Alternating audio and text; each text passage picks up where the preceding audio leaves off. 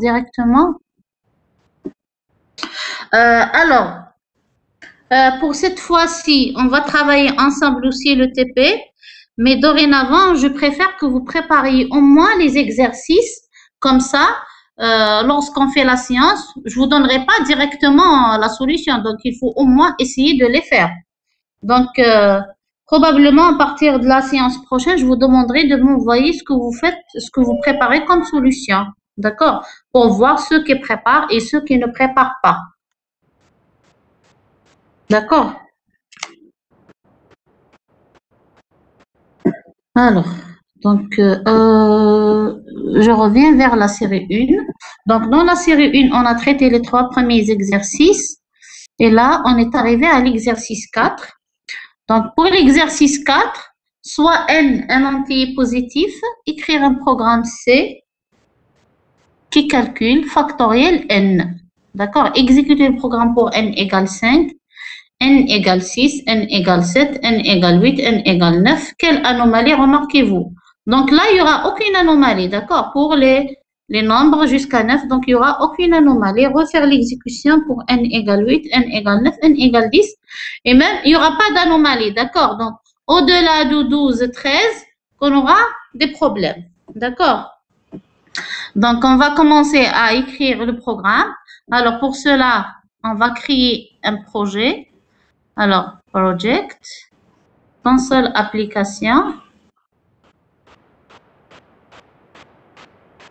Je choisis le C, next. Alors, série 1, exo 4, next. Je clique sur le bouton finish. Et donc là, mon projet est créé avec la fonction main. J'élimine ça et je commence à taper la solution de mon problème. Donc là, l'objectif de cet exercice est de calculer le factoriel et puis voir quand est-ce qu'on a un dépassement de capacité.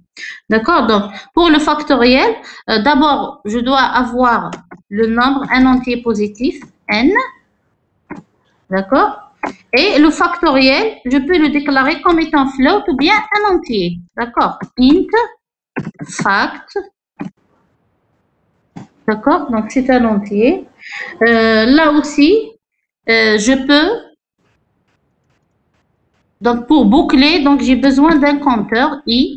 Ensuite, je demande à l'utilisateur de me saisir un entier positif. Saisir un entier positif. Là, si vous voulez le détail, on peut le faire à l'intérieur d'une boucle do while. D'accord? Saisir un entier positif pour s'assurer que l'entier est positif. D'accord? Donc, je peux rajouter ici do. Alors, saisir. Donc, saisir un entier positif. D'accord? Ensuite, je lis l'entier avec. Alors, je lis l'entier avec scanf. Donc, scanf. Je le sauvegarde. %D. Je sauvegarde l'entier dans n et commercial n. Point virgule. D'accord? While n. Alors, tant que n est inférieur à 0, je demande à chaque fois à l'utilisateur d'introduire un nouveau nombre. D'accord? Donc, tant que n est inférieur à 0, je relis le nombre jusqu'à ce que le n soit positif. D'accord? Donc, do, put saisir un entier positif, scanf %D et commercial n, while n inférieur à 0. Donc, si le n est supérieur à 0, je sors de la boucle de while. Ensuite, là, on va tenter de calculer, d'écrire le code qui correspond au calcul du factoriel. Donc, pour le factoriel, alors, là, juste une chose, j'ai oublié d'initialiser le factoriel à 1. D'accord? Ensuite, alors, for i allant de 1, i inférieur ou égal à n, et plus, qu'est-ce que je fais?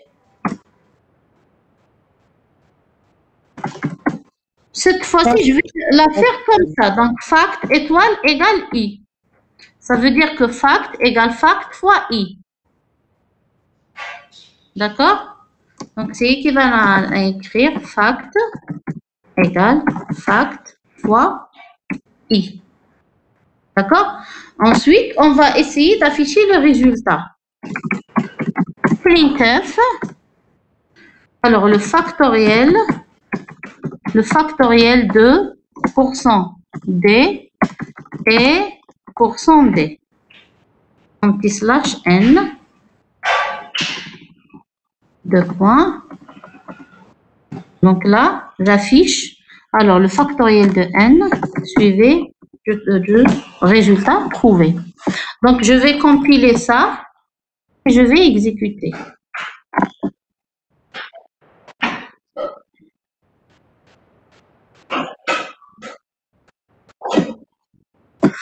Donc là, saisir un entier positif. Donc, on va saisir, par exemple, 8. Et là, le factoriel de 8 est 40 320. Je réexécute. Je vais essayer de taper un grand nombre. D'accord? À part les nombres demandés dans l'exercice. Pour les nombres demandés dans l'exercice, il n'y a aucune anomalie. Par exemple, 25 ou 26. D'accord? Regardez bien. Comment vous voyez le résultat? Le résultat est négatif. Donc là, à partir de ce résultat, on peut déduire qu'il y a quoi? Un dépassement, un débordement. D'accord? Donc, comment régler ce problème? Vous allez me dire, on peut déclarer le factoriel comme étant double. Donc, ça va nous permettre d'afficher plus un nombre plus grand pour éviter le débordement. Mais si j'atteins un nombre qui dépasse toujours la norme autorisée ou bien la valeur maximale autorisée pour le type double, j'aurai le même problème. Donc là, il faut réfléchir à une solution. D'accord? Donc, quelle est la solution à faire? À votre avis? Dites-moi, qu'est-ce qu'on peut faire? Qu'est-ce qu'on peut rajouter pour éviter le problème de dépassement ou bien de débordement? Donc là, le C ne vous dit pas qu'il y a un débordement, d'accord? Mais en analysant le résultat, on peut déduire qu'il y a un débordement. Donc, comment faire pour... Est-ce que vous êtes en train de m'écrire? Alors, je regarde. Vous pouvez parler, hein? Je préfère que vous parliez, d'accord?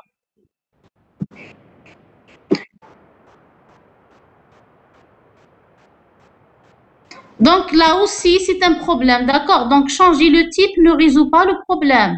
On ne fait que repousser le problème, d'accord? Donc là, une solution que je vous propose, c'est de comparer avec la valeur maximale autorisée pour le type int. Int max, c'est une constante qui appartient à la bibliothèque. Alors, these include limits.h. Donc, c'est une bibliothèque qui contient les valeurs max, bien les constantes. Donc, c'est la valeur maximale de type entier. Donc là, avant de faire cette multiplication, donc qu'est-ce que je dois? Je dois m'assurer que, donc je rajoute une accolade ici. D'accord? C'est la fin de l'accolade. Là, avant de faire le calcul, alors je vérifie if l'ancienne valeur calculée pour le factoriel est inférieure à la valeur maximale. Regardez bien, int max, c'est une constante. D'accord? Oh là là. Int max. Là, si je fais comme ça la comparaison, je n'aurai pas de bons résultats. Pourquoi? Parce que il va prendre ce qu'il y a dans la case réservée à l'entier. Il compare à l'entier maximal, il le trouve toujours inférieur. Donc, même si le factoriel, le nombre trouvé dépasse int max, je ne saurais pas. Pourquoi? Parce qu'il va prendre uniquement la plage réservée au type entier qui est de 4 octets. D'accord? Donc, il va prendre le contenu de 4 octets, il va les comparer avec la valeur max. À chaque fois, il va la trouver inférieure. D'accord? Donc, dans ce cas, je ne peux pas régler le problème comme ça. Comment je peux le régler? Donc, avant de faire la multiplication par i, je divise d'abord le maximum, la valeur max sur i, avant de multiplier ce i par l'ancienne valeur, par la valeur du factoriel. D'accord? Donc, je prends le résultat de cette division, donc int max sur i, et je compare l'ancienne valeur trouvée pour le factoriel. D'accord? Donc, avant de le multiplier par ce i-là, donc je divise d'abord la valeur maximale du type entier sur i. Ensuite, si la condition est satisfaite, donc je multiplie le factoriel par i. Sinon, sinon, c'est un problème. D'accord? Donc, je réexécute pour le même nombre. Je compile et je réexécute. On verra, est-ce qu'il va nous afficher qu'il y a un dépassement de capacité ou non.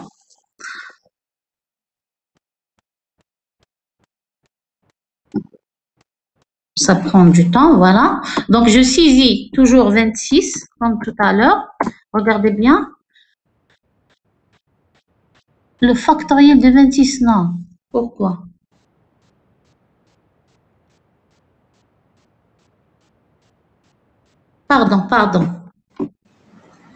Pardon. Donc là, j'ai oublié de faire le else. D'accord? Pour écrire de dépassement de capacité else. Donc, si le if n'est pas satisfait, si la condition n'est pas satisfaite, donc qu'est-ce que je fais? Je dois sortir de la boucle for, d'accord? Donc, pour sortir, j'affiche le message, soit put, soit, donc je vais utiliser la fonction put. Alors, put, dépassement de capacité. D'accord? Et je dois sortir de la boucle for. Comment sortir de la boucle for? Comment sortir? On peut rajouter exit. Exit, c'est nul ou ce que vous voulez. On peut mettre exit 0, exit 1 avec juste un paramètre. D'accord? Donc là, je recompile. Alors, saisir un entier positif, toujours 26. Et là, vous voyez, donc elle a bien affiché le message dépassement de capacité. D'accord? Parce que si je ne rajoute pas ici exit, je sors de la boucle et il va exécuter cette instruction. Donc, il va afficher l'ancienne valeur trouvée pour factoriel. D'accord? Avant d'atteindre le dépassement de la capacité. D'accord? Donc, pour un type entier quelconque, donc là, pour le type entier, on va voir quand est-ce qu'on aura le dépassement de capacité. Pour 11, donc on a trouvé une valeur. Donc pour 11, il n'y a pas de dépassement. On va essayer 12. Le 12 aussi ne pose pas de problème. On va essayer 13. Donc 13, à partir du nombre 13, on a un dépassement de capacité. D'accord? Donc si vous avez un autre type, là aussi, il faut travailler avec la constante maximale du type. D'accord? Donc, est-ce que c'est clair maintenant? Donc là, j'ai laissé ma déclaration pour l'entier et le factoriel et j'ai travaillé avec la constante int max. Donc, si vous êtes avec le factoriel, plutôt le float, là, c'est une autre librairie qui contient je me rappelle pas de son nom, float max, d'accord? C'est une autre librairie, c'est pas la librairie limit. Donc, limit pour le type int. D'accord? Donc, voici donc la solution que je vous propose pour régler le problème de dépassement de capacité. Et donc là, si je reviens à l'exercice, donc pour les nombres 5, 6, 7, 8, 9, il n'y a aucune anomalie. Donc l'anomalie se pose à partir de n égale 13. D'accord?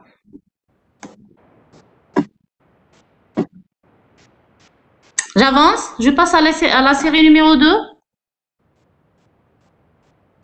À la fin de la séance, je vous envoie tout ce qu'on a fait jusqu'à maintenant, d'accord? Donc, je ne l'ai pas fait la dernière fois. Je voulais terminer d'abord tous les exercices de la série 1. Ensuite, je zip le dossier et je vous l'envoie, d'accord? Donc, de même pour la série numéro 2.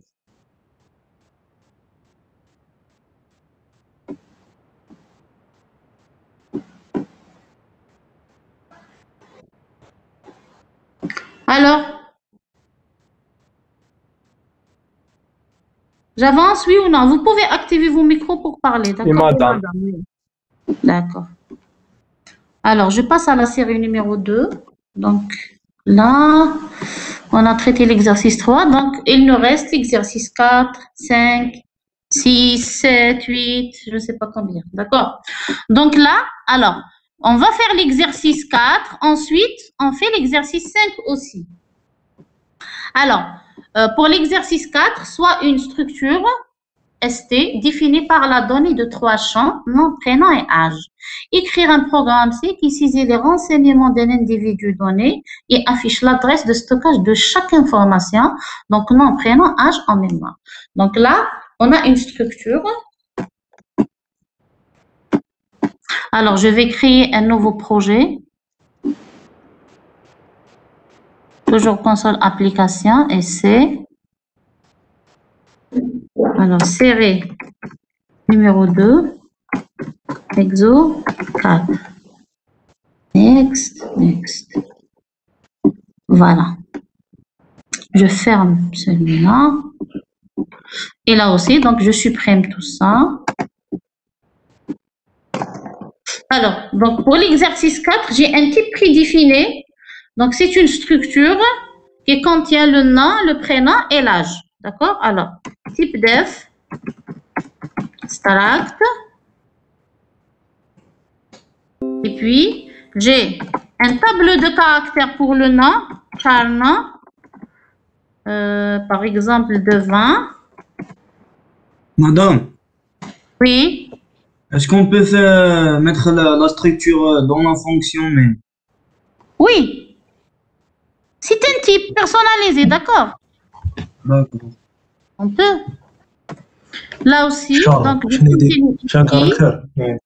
بس راني خدت شي ونديرو كاع حتى حاجه جديده في التيب Hein? ما نخدمو بلي زادريس دروك بس ما نخدمو بلي فاريابل ما نخدمو مشكل ادريس هذيك اللي تيقول له هنا انفورماسيون هذا ادريس ما تبانش كاع ادريس نيميرو مكتوب بالهكزاديسيمال كاع كبير بزاف Là, l'adresse في الميموار هو وين on entend tout. Hein, J'ai Wakila. désactivé ton micro. Sinon, je le coupe moi-même. Hein. باش نورمالمون ما باليش بالك non Je lui coupe le c'est micro. bon Hein? connexion Benona, coupe ton micro. madame vous m'entendez là Oui, coupe ton micro. On entend tout. aucune idée genre, là je l'ai en coupé là Non, non, non. je m'excuse madame je quitte je reviens Là, ne quitte pas. Sinon, coupez-vous le canard. Voilà, je le coupe. Maintenant, si quelqu'un veut parler, il peut réallumer son micro, d'accord? Alors, je reviens à l'exercice. Donc là, je peux rajouter le prénom. Prénom aussi, de type char. Donc, c'est un tableau de caractères, d'accord? Par exemple, de 20. Ensuite, int, âge. Donc, voici le type structuré qui contient 3 champs, donc le nom, prénom et âge. Maintenant, on va demander à l'utilisateur de saisir les informations liées à chaque champ, ensuite afficher l'adresse de chaque information. Pardon, j'ai oublié de donner le nom ici, individu. D'accord? Ensuite, donc là, alors, je sauvegarde. Là, je déclare une variable de ce type individu. D'accord? Individu. Je peux l'appeler personne, par exemple. Personne. Ensuite, alors, je demande à l'utilisateur de saisir les informations liées à cet individu. Alors, donner, par exemple, les informations ou directement les infos de l'individu d'accord, de l'individu qui sont le nom, prénom et âge. Donc, des slash n. D'accord? Ensuite, scanf. Alors, %s. Donc là, pour le nom, où je le sauvegarde? Comment accéder au champ nom de type individu de la personne, de la variable personne de type individu? Personne. Voilà, donc le nom de la structure,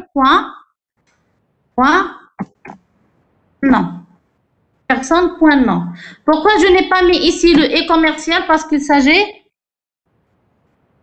d'un pointeur. D'accord? C'est déjà fait, le champ de Voilà, pointeur. scanf.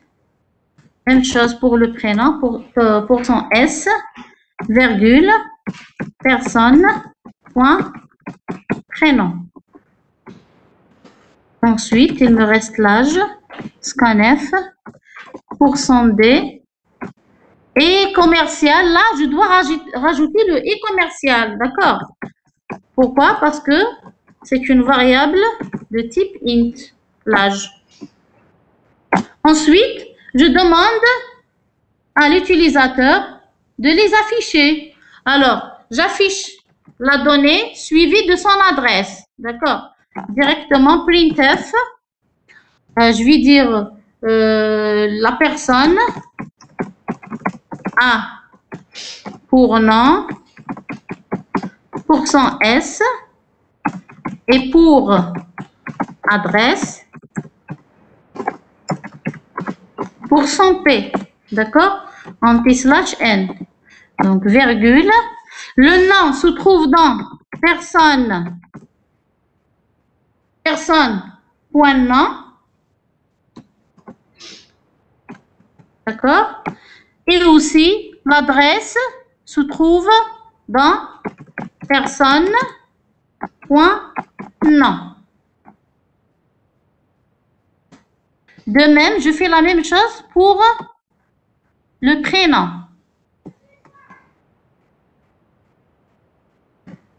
La personne A pour prénom. Donc là, je change prénom. Et là aussi, je change prénom. Ensuite, je fais la même chose pour l'âge. Pardon.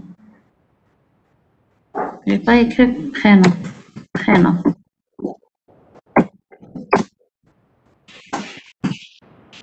A pour âge.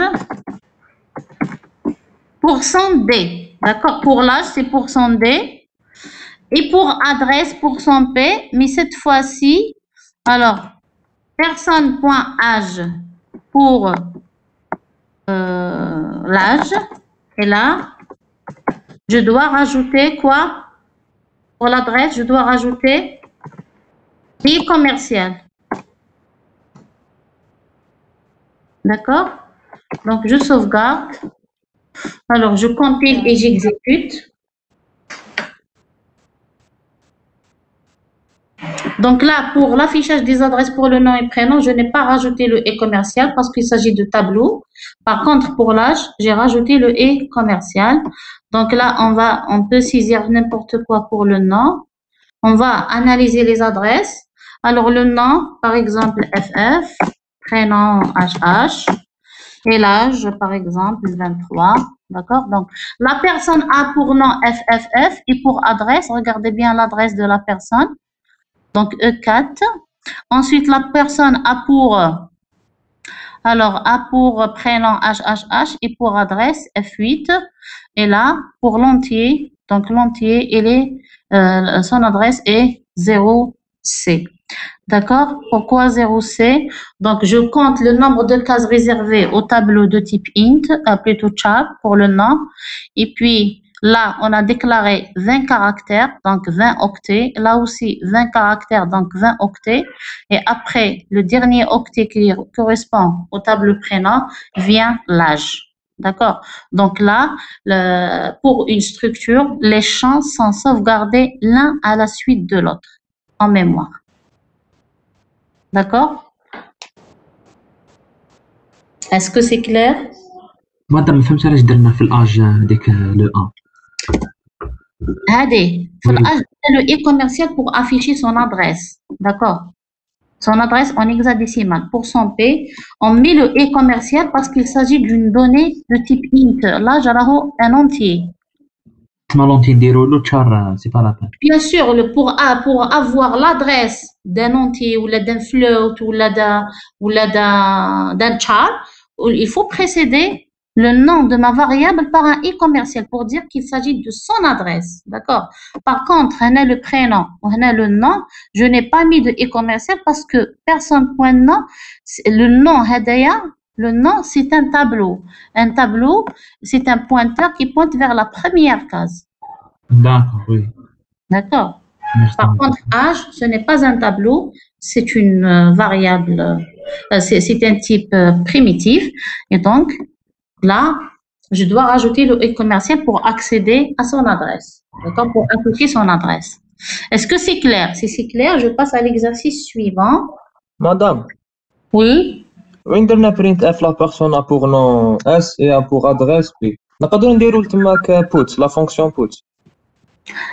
Il est de put, t'afficher le personne.nom. D'accord? Pour l'adresse, il faut préciser que je veux afficher l'adresse. D'accord? Il est de put, t'afficher le contenu, le nom. Ok. On peut écrire Hagda. On peut faire comme ça. Put personne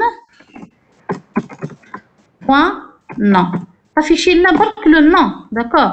On ne peut pas afficher l'adresse. Ok, madame. Alors, donc avec printf est plus riche. Merci, madame. De rien. Alors, j'avance. Je passe à l'exercice 5. Oui. Très bien. Alors, l'exercice 5.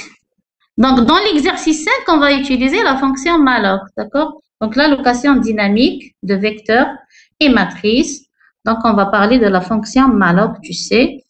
Alors, la première question, écrire un programme qui effectue l'allocation dynamique d'un vecteur d'entier V d'une taille n lu au clavier.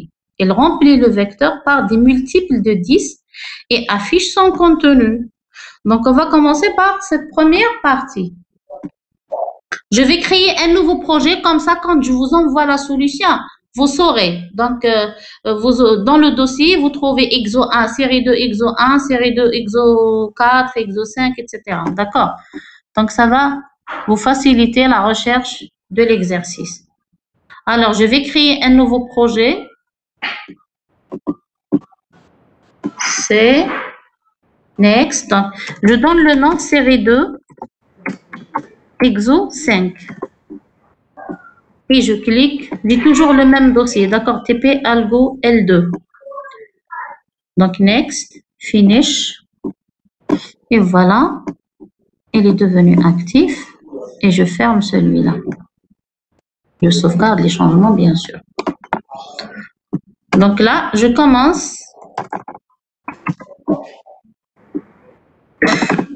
Pardon. Donc là, je veux faire une allocation dynamique d'un tableau de n cases, n éléments. D'accord? Donc, qu'est-ce que j'ai besoin comme variable? J'ai besoin de déclarer d'abord un pointeur vers le tableau. D'accord? Comment déclarer un tableau en précédant le nom de la variable par étoile? Là, on l'a nommé V.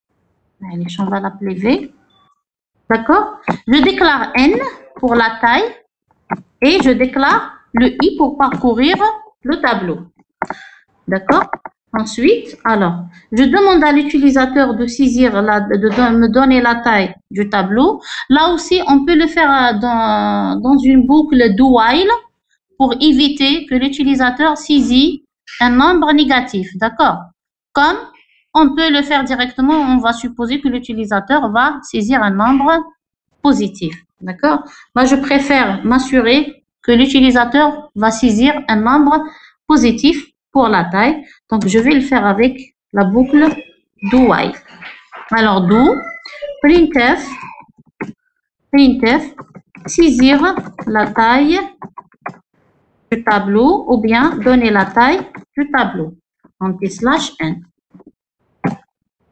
Ensuite, scanf, %d, virgule, alors, et commercial, n. Je sauvegarde ce que l'utilisateur va saisir dans la variable n. While n inférieur ou égal à 0. D'accord? Pour n égale à 0, donc je ne vais même pas rentrer dans la boucle, je ne fais rien. Donc, je peux ne pas mettre inférieur ou égal à 0. D'accord? Par contre, s'il saisit un nombre négatif, c'est un problème. D'accord? Ça ne va pas me poser un problème par la suite. D'accord? Mais, ça ne sert à rien. D'accord? Et même si je ne le fais pas comme ça, s'il saisit un nombre négatif, je ne rentre pas dans la boucle for. D'accord? Pourquoi? Parce que le i, je vais l'initialiser à 0. Donc, 0 n'est pas inférieur à n. Dans ce cas, donc, il ne rentre même pas dans la boucle et il ne fait rien. Il va juste allouer, mais le problème va se poser avec la fonction malloc qui prend la valeur n comme paramètre.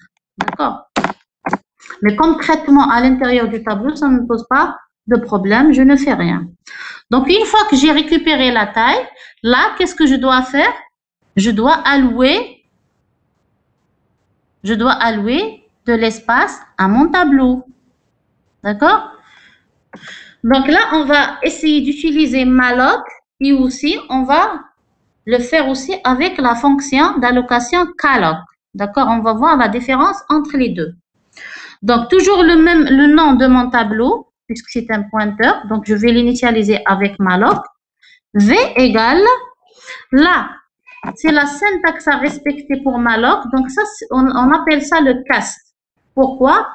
Pour forcer le type, ou bien le pointeur retourné par malloc à être de type pointeur vers un entier. Donc, cette écriture est optionnelle. Elle n'est pas obligatoire. D'accord? Pourquoi? Parce que là, la destination est un pointeur vers un entier. Donc, cette écriture, elle est optionnelle. C'est pour s'assurer que le type retourné ou bien le pointeur retourné par la fonction malloc soit un pointeur vers un entier pour que, lorsque je fais l'affectation AV, je n'aurai pas de problème. D'accord? Mais on peut ne pas la rajouter. Elle est optionnelle. Donc, malloc, alors, n fois size of int. Donc là, c'est un tableau d'entier. Imaginez que c'est un tableau de char. Là, est-ce que je dois rajouter 1? Oui ou non? Donc, si c'était un tableau de caractères, là, voilà. Donc là, je dois rajouter 1. D'accord? Donc, j'alloue n plus une case. Comme c'est un type entier, donc je n'ai pas besoin de rajouter, juste j'alloue les n cases. Ensuite, là, une fois que j'ai fait appel à la fonction malloc, donc là, je dois tester, d'accord? Je dois vérifier si le pointeur retourné n'est pas égal à nul. CV est égal à nul. Dans ce cas, je mets exit, je sors de l'application. Pourquoi? Ce n'est pas la peine de continuer. Je n'ai pas d'espace pour mon tableau. D'accord? Donc là, je sors carrément de l'application. Sinon, si la fonction malloc ne retourne pas un pointeur nul, dans ce cas, je vais commencer à remplir mon tableau. Avant de remplir le tableau, regardez bien, je vais essayer d'afficher. D'accord? Je vais essayer d'afficher le tableau. For i allant de 0, i inférieur strictement à n et plus, printf,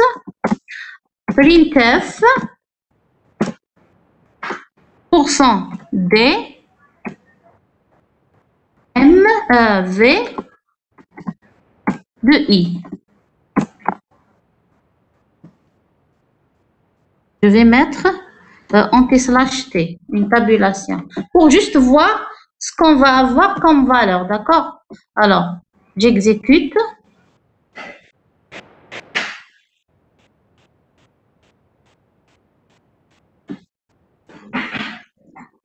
Là,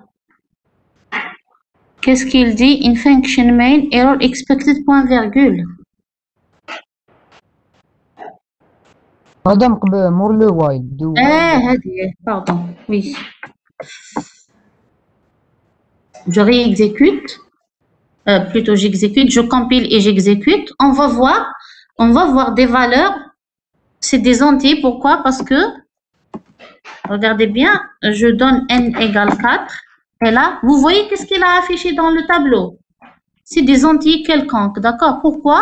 Parce que les cases ne sont pas initialisées, d'accord? Avec la fonction malloc. Donc, malloc, sur certaines versions, malloc, sur des versions avancées, parce que je vous ai dit que le compilateur C n'existe plus maintenant, et les compilateurs C sont remplacés par des compilateurs C++. Donc, certains d'entre vous, vous trouvez que les valeurs sont égales à 0 pour le tableau. Donc, malloc a la même fonction que calloc. D'accord? Donc, vous trouvez les valeurs égales à 0. Pour la version que j'utilise, la malloc ne fait pas l'initialisation. Elle fait uniquement l'allocation de l'espace. D'accord? Donc, et dans ce cas, j'aurai n'importe quoi. L'essentiel, c'est que j'ai des entiers. N'importe quelle valeur dans les cases de mon tableau. Maintenant, on va essayer la même chose, mais cette fois-ci avec la fonction calloc. Donc, je vais mettre cette partie-là en commentaire, plutôt juste comme ça. Et je vais utiliser la fonction calloc, d'accord, pour voir la différence entre les deux fonctions. Donc, pour calloc, la même chose, V égale toujours le cast, int, étoile. Ensuite, calloc. Alors, pour la syntaxe de calloc, elle prend deux paramètres en entrée. Donc, le nombre de cases et puis la taille de chaque case. Size of int. D'accord? Donc, pour malloc, un seul paramètre, c'est n fois size of int. Et pour calloc, deux paramètres. Donc, n virgule size of int. Maintenant, je vais réexécuter pour voir les valeurs de mon tableau. 4, je donne la taille 4, toujours. Vous voyez maintenant. Donc, mon tableau possède 4 zéros. Toutes les cases sont initialisées à 0. Donc, la différence entre malloc et calloc est que malloc fait une allocation et ne fait pas d'initialisation. Calloc fait une allocation plus une initialisation à 0. D'accord? Là, je vous rappelle que dans certaines versions, même malloc, les versions récentes, même malloc fait l'initialisation. D'accord? Donc, certains d'entre vous, quand ils vont exécuter l'allocation avec malloc, ils essayent d'afficher le tableau, ils trouveront les cases initialisées à 0. D'accord?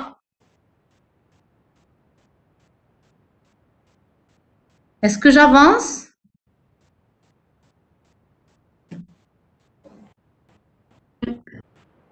Madame, j'ai pas compris علاش درنا هذيك le if.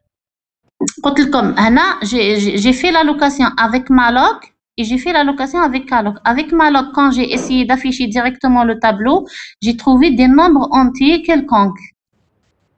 D'accord? Parce que la fonction malloc fait uniquement la réservation ou bien l'allocation mémoire. Elle n'initialise pas les cases. Ou comme je lui demande de m'afficher des entiers stockés dans V2E, comme la case n'est pas initialisée, donc il va afficher n'importe quelle valeur pour les cases, d'accord? Par contre, la fonction calloc, elle fait l'allocation plus l'initialisation. Elle initialise les valeurs à 0, les cases à 0, d'accord? Donc, quand j'ai alloué avec calloc, j'ai essayé d'afficher avant de remplir mon tableau, j'ai affiché mon tableau, j'ai trouvé des zéros dans toutes les cases, d'accord?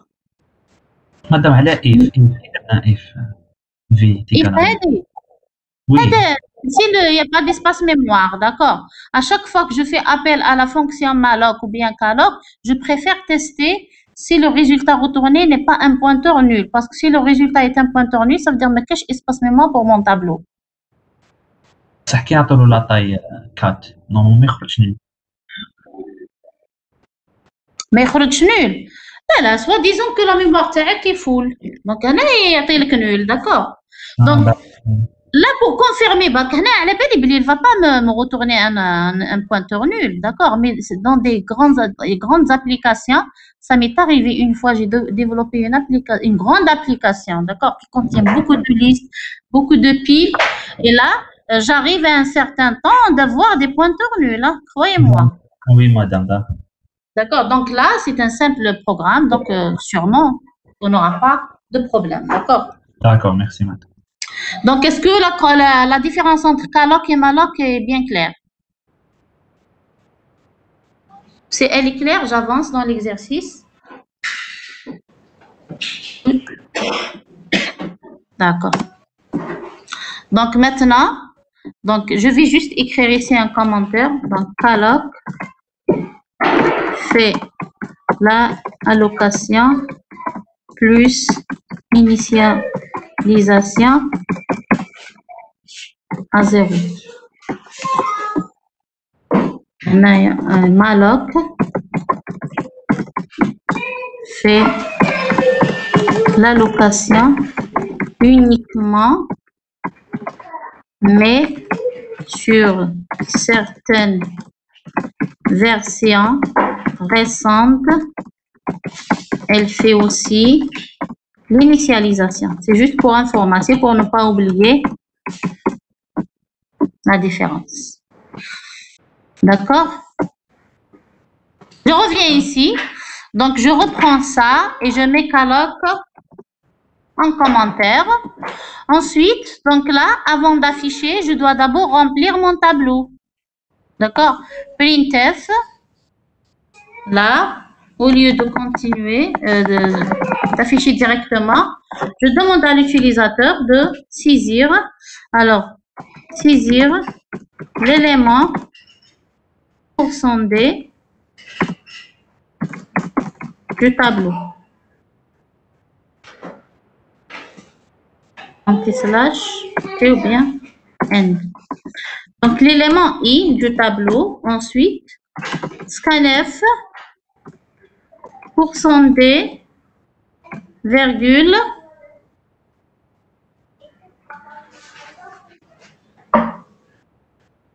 alors, %d est commercial V de I ou bien V plus I. D'accord? Donc, soit je mets E commercial V de I ou bien V plus I. J'enlève le E commercial et je mets V plus I. D'accord? Pardon, là, je dois rajouter les accolades parce que j'ai deux instructions dans la boucle for. CTRL S. Une fois que j'ai saisi, donc j'ai rempli mon tableau. Ah, pardon. Là, qu'est-ce qu'on nous a demandé? On nous a demandé de remplir le tableau avec les multiples de 10, pas avec des valeurs lues au clavier. D'accord? Donc, directement, j'affecte. Je ne vais pas demander à l'utilisateur de saisir. J'affecte directement. Et là, je n'ai même pas besoin des accolades parce que j'ai une seule instruction dans la boucle for. Alors, T de I, l'élément T de, plutôt, V de I, V de I, égale, comment avoir les multiples de 10? 10 fois I plus 1. D'accord? Ensuite, j'affiche mon tableau. Alors, pour afficher le tableau, affichage du tableau. Vous voulez, madame, peut initialiser I à 1. Si je l'initialise à 1, je vais louper la case numéro 0. D'accord? Il ne faut pas. C'est un tableau. Et le premier élément se trouve à l'indice 0. C'est capable de connaître les multiples de 10. معليش capable ماشي يكون des multiples. هنا قالوا لنا on nous a demandé de le remplir avec des multiples de 10. À partir de la case 1, il y a des multiples de 10 parce que dans I plus 1. لا ماشي هنا je ne parle pas de la case. هنا نقول له la case I et I بدا من 0. Donc la première case V de 0 va contenir 10 parce que هنا au lieu de multiplier par 0, je multiplie par 0 plus 1. Donc j'aurai 10 fois 1. Donc, V de 0, il a 10. D'accord? Oui. D'accord. Ok, donc là, je vais mettre puts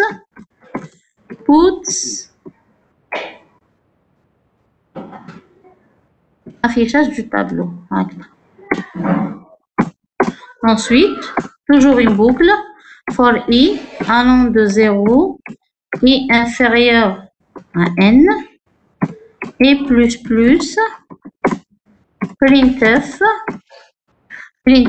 donc %d anti-slash t, tabulation, et de i. Madame, علاش نديرو anti-slash t? Tabulation, c'est juste laisser un espace entre le premier et l'élément suivant. Ah, ok, madame. D'accord? Donc, T de I, plutôt V de I, comme ça, j'affiche mon tableau. D'accord? Je réexécute.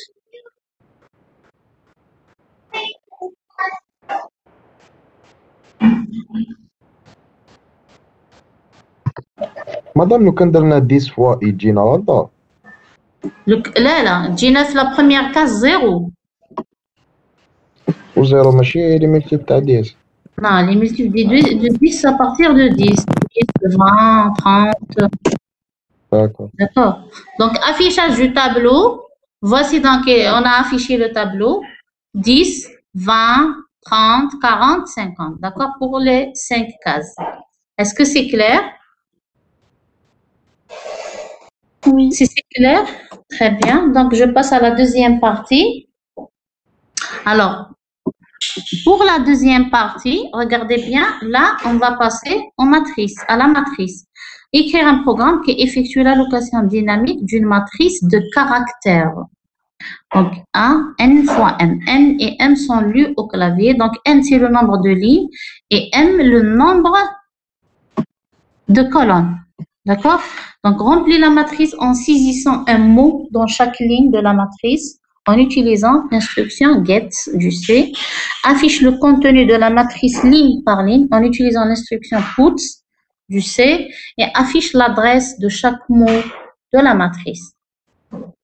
D'accord? Donc là, pour déclarer une matrice avec un pointeur, là, on doit utiliser la double étoile. Un pointeur, deux pointeurs. On a dit que les lignes, c'est des pointeurs vers tous les éléments de la même ligne. Tous les éléments des colonnes de la même ligne. D'accord? Donc, là, partie 2, la matrice. Voilà. Donc, je vais déclarer une matrice de caractère char, double étoile, A. Madame, s'il te plaît, قبل ما نبداو في هذا l'exercice. قبل ما نبداو في deuxième question. سيت l'exécution تاع la première partie مع نخرج في الطابلو خرجت لي ادريس. Une adresse. خرجت لك une adresse. فيريفي كتبت هكذا. درت كيما انت. ها؟ زعما ديت ان 4 خرج لي 10 20 30 40 مع الاخر خرجت لي une adresse. Et maintenant, tu accèdes à une case qui n'existe pas.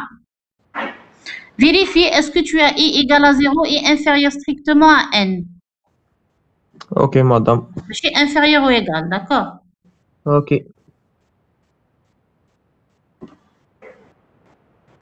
Donc, char double étoile A. Là, je dois déclarer aussi n minuscule pour la taille, pour le nombre de lignes, et m pour le nombre de colonnes. Et là, puisqu'il s'agit d'une matrice, donc je déclare aussi le j. D'accord? Le i, je l'ai déjà déclaré dans la première partie, donc je vais l'utiliser aussi dans la deuxième partie.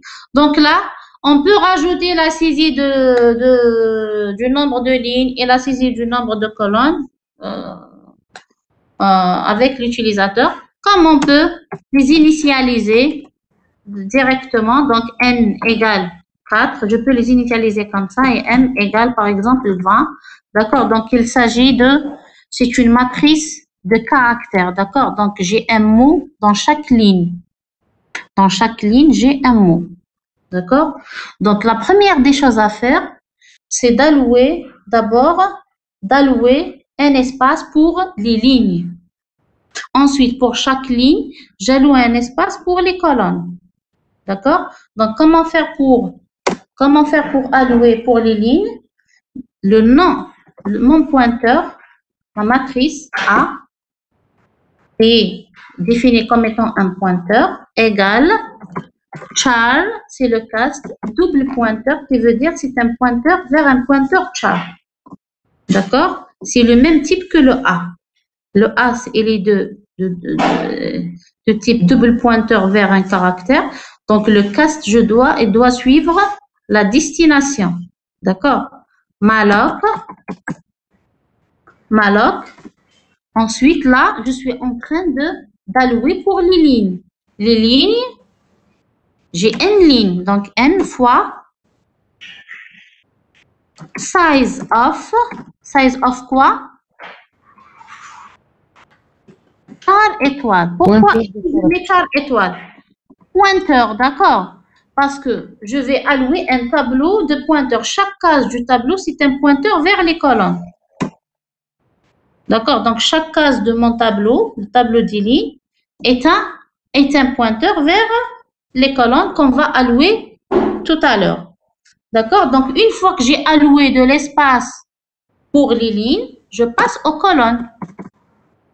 D'accord? Donc, pour les colonnes, je vais utiliser une boucle for i allant de 0, i inférieur à combien? À n, petit n. D'accord? Et plus. Comment allouer pour la ligne i? Comment allouer les colonnes pour la ligne i? Par quel pointeur je peux désigner les lignes? On a vu?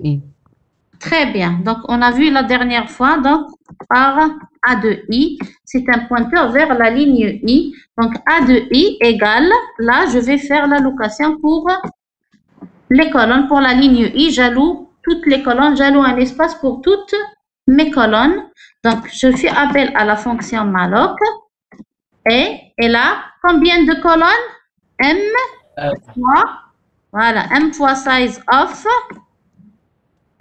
Size of char, c'est 1. Madame, on peut faire Oui.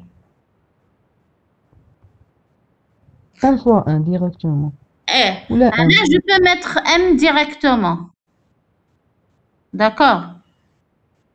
Pourquoi? Parce que là, le size of char, c'est 1. D'accord? Là, je ne vais pas rajouter 1. Pourquoi? Je ne vais pas rajouter 1 parce que sûrement, je ne vais pas atteindre 20 caractères dans la ligne. D'accord? C'est pour ça que je n'ai pas rajouté 1.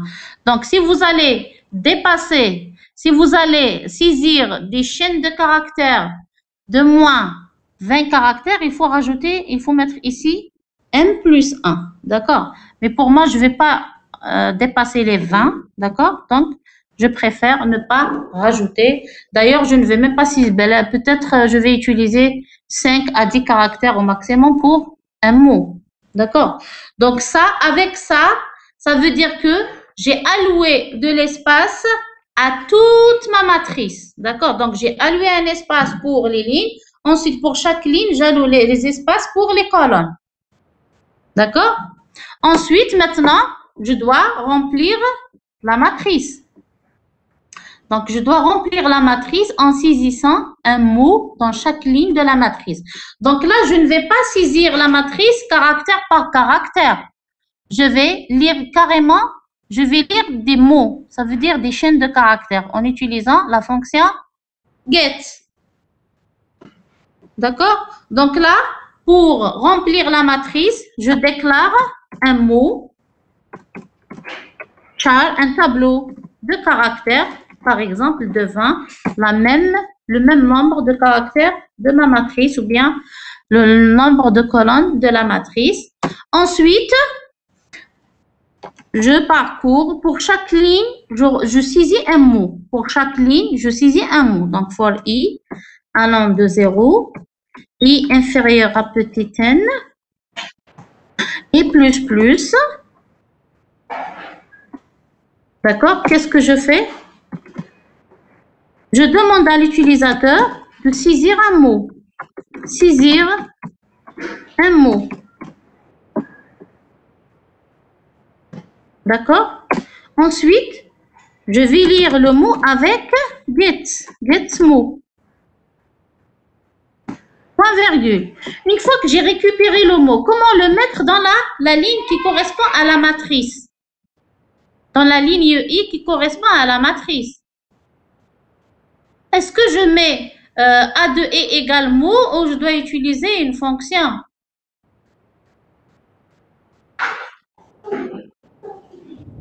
Donc là, je dois utiliser la fonction strcopy qui permet de copier dans A de I le mot.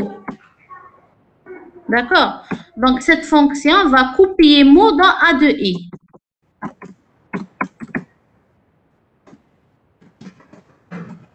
Dans A de I reçoit le mot.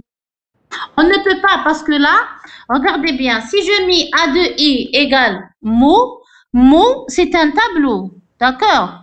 Je ne l'ai pas déclaré comme étant un pointeur. Par contre, A de I c'est un pointeur. D'accord? Donc là, Hada, c'est un pointeur constant, c'est une variable constante, d'accord? Mot de 20, je l'ai déclaré de cette manière. Si je l'avais déclaré avec char étoile mot, là, je peux faire de l'affectation. Mais comme ça, je ne peux pas faire une affectation directe, donc je dois utiliser strcopy pour copier le contenu de ce mot, de ce tableau mot, dans la ligne A de I. D'accord? Est-ce que c'est clair? Donc, pour les chaînes de caractères, pour mettre une chaîne dans une autre, il vaut mieux utiliser strcopy. D'accord? Il faut utiliser la fonction strcopy qui va permettre de copier le mot dans A de I. Et bien sûr, elle va prendre en considération le caractère de fin de chaîne. D'accord? Madame? Oui? La fonction gets, تقرا les espaces. تقرا les espaces, تقرا sur toute la ligne. D'accord. Ok, à la différence de scanf pour son S. D'accord, mais on peut lire sur toute la ligne en utilisant scanf, mais scanf avec des paramètres avancés, mais pas pour son S tout simplement. Oui, pour son accolade, chapeau. Chapeau, crochet, je ne me rappelle pas exactement de la syntaxe, mais on l'appelle scanf avec des paramètres avancés. D'accord. Si je la trouve, je peux vous l'envoyer. D'accord. Madame, c'est pour son accolade, chapeau anti-1. Chapeau, scanf, كيفاش؟ anti-. On ouvre l'accolade, chapeau anti-1. هكذا. On met le chapeau anti-n, هكذا.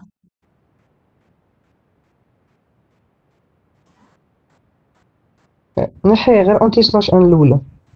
D'accord, allez. ونغلق l'accolade. D'accord. Et en tout cas, donc ça existe, d'accord, avec et puis le nom de ma chaîne, d'accord, mot par exemple, هكذا.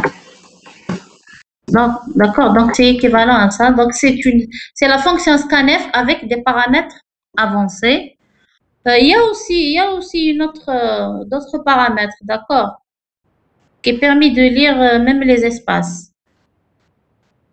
En tout cas, donc, vous n'avez pas à apprendre scanf avec les paramètres avancés, puisqu'on a la fonction get qui permet de le faire directement. D'accord? Donc, avec ça, on a rempli notre matrice. Ensuite, qu'est-ce qu'on doit faire? On doit afficher le contenu de la matrice. Alors, pour afficher le contenu, la même chose. Donc là, et pour afficher, on nous a demandé d'utiliser puts. Vous allez voir comment on va utiliser la fonction puts. D'accord? Donc, pour afficher, alors, donc là, puts, je vais dire affichage de la matrice. Donc, pour l'affichage, tout simplement une boucle for i allant de 0. Donc là, je n'avais pas besoin de ce j. D'accord? Je ne sais pas si j'aurai besoin pour la suite. Quelle est la suite de l'exercice? Alors, la suite de l'exercice affiche l'adresse de chaque mot de la matrice. Donc, pas de chaque caractère. Donc, je n'aurai même pas besoin du J. je le supprime. C'est une variable en plus. Donc là, for i allant de 0, i inférieur à petit n et plus. Comment afficher? J'affiche directement avec puts. Puts quoi? A de i. Tout simplement. D'accord? Donc j'affiche le contenu de la ligne i. هذا qui est un pointeur. Donc là, il va m'afficher le mot de la ligne i. Put. D'accord? Une fois que j'ai affiché, là, je vais exécuter avant de passer à l'adresse. Donc là, on va exécuter.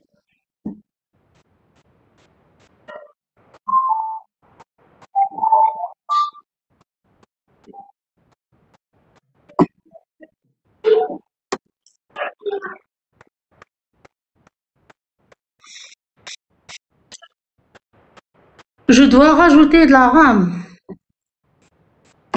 à mon micro. Donc, saisir la taille du tableau. Ah, ça, c'est la première partie. J'ai oublié de la mettre. Saisir un mot. Donc là, je suis en train de remplir ma matrice. Saisir un mot. On va, par exemple, comme ça. Saisir un autre mot. On a 4 lignes, d'accord? Affichage de la matrice, eh bien, elle a affiché la matrice.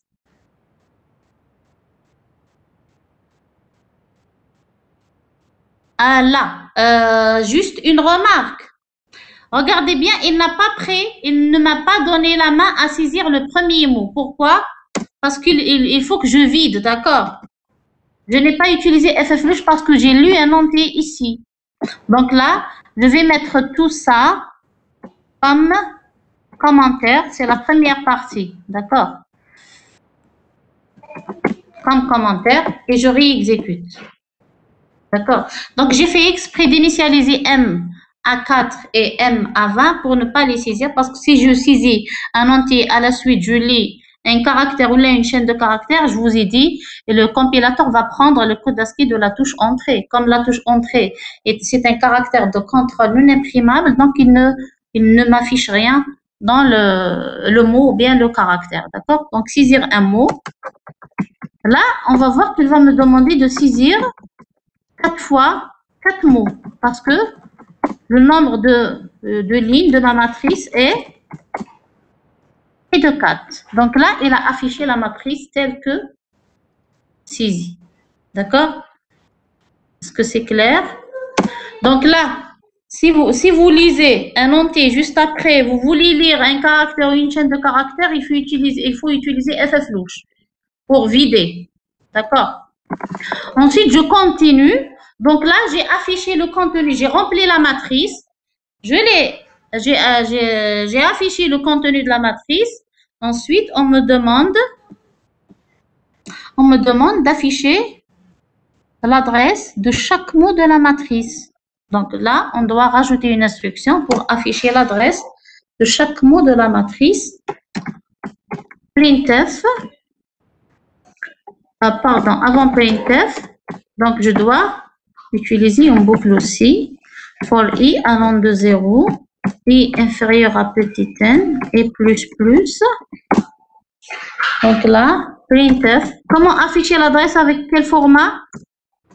Le format %P. D'accord? Je rajoute une tabulation pour séparer les adresses.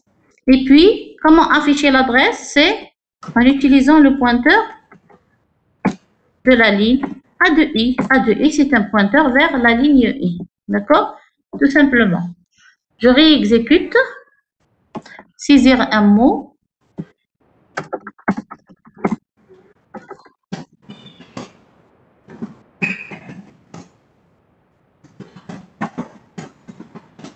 Voilà.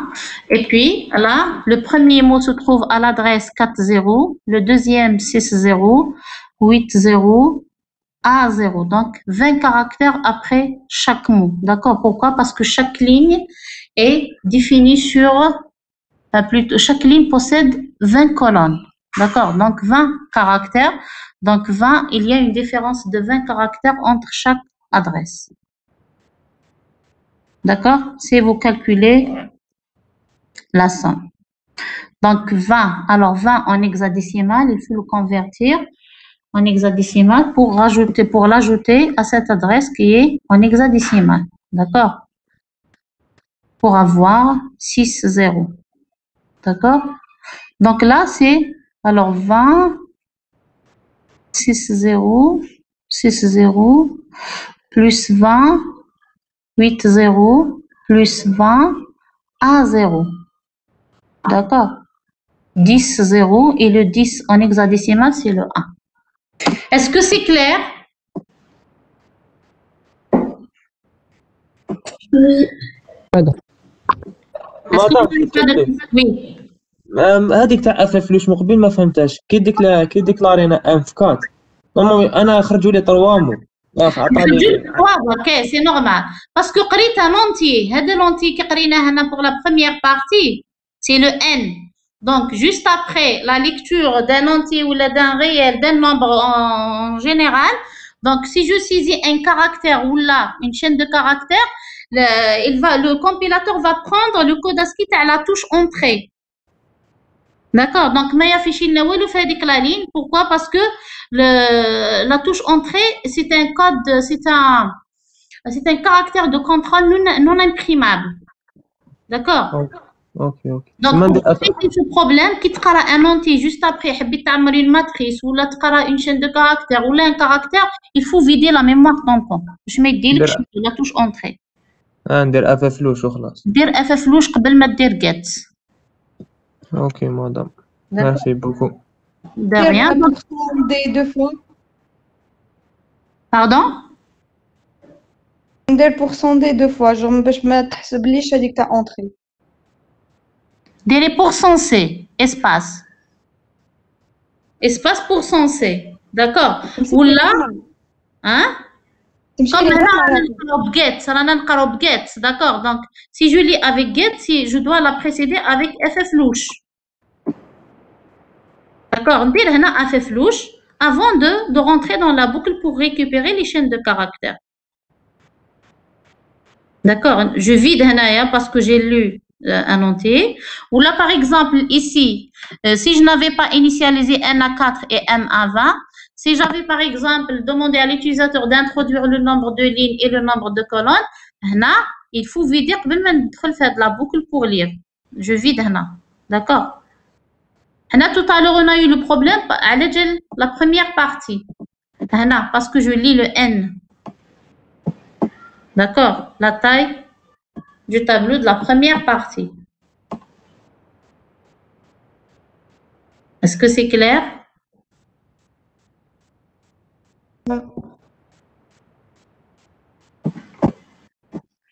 Donc là, alors, ça c'est la première partie. Donc là, je dois rajouter ff louche pour vous donner l'exercice correct. D'accord. ff louche, l'entrée standard stdin. D'accord, donc vider la mémoire tampon.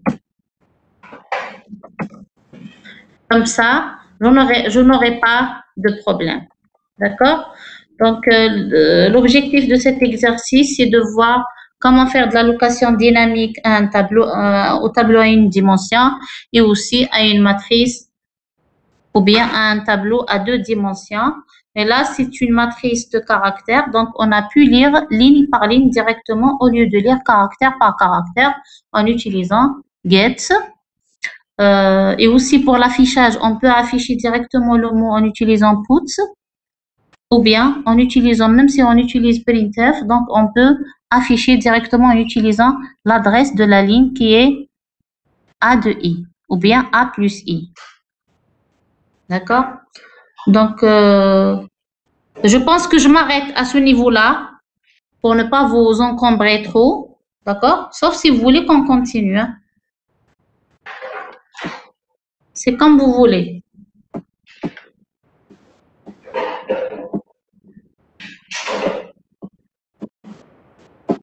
déjà le nombre d'étudiants a réduit. Oui, madame, Madame. كاينين يخرجوا. هم يخرجوا. مدام Oui. اسكو جيتي لنا هذاك الفيشي اللي قلت لك شغل ريزومي ولا غير مازال دوك جو في شيرشي في مي دوكيومون بالك نلقى تاع مدام